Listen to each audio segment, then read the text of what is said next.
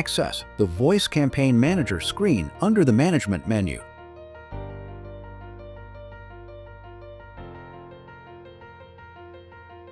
Select the specific campaign where you wish to upload your data.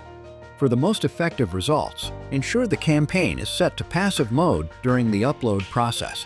Once the campaign details are open, switch to the Contacts in the Campaign tab. Open your Excel file to ensure a flawless data transfer.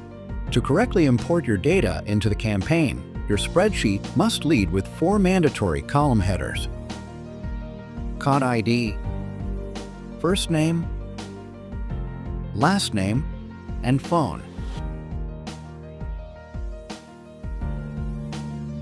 Ensure these parameters occupy the first 4 columns of your file. To maintain data integrity, select the column containing phone numbers and access the Format Cells menu. Set the category to number and reduce decimal places to 0. Always generate a unique Cod ID for every customer to prevent data conflicts and ensure the seamless management of your campaign processes. We recommend establishing a clear identification policy within your workflow to assign a distinct ID to every record and maintain total system integrity. Beyond these standard titles, you may add additional columns to meet your specific needs. Please ensure all column names are created using English characters. This additional information is designed to be displayed and noted by the agent once a call begins.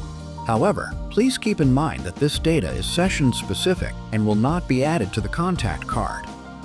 Return to the system after preparing your Excel file.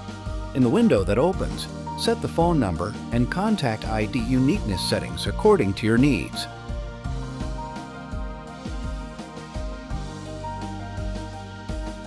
Click the Import from Excel/TXT file button and select your edited file.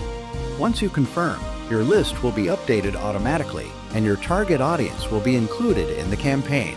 We recommend waiting until the data transfer is fully complete before initiating any outbound calls.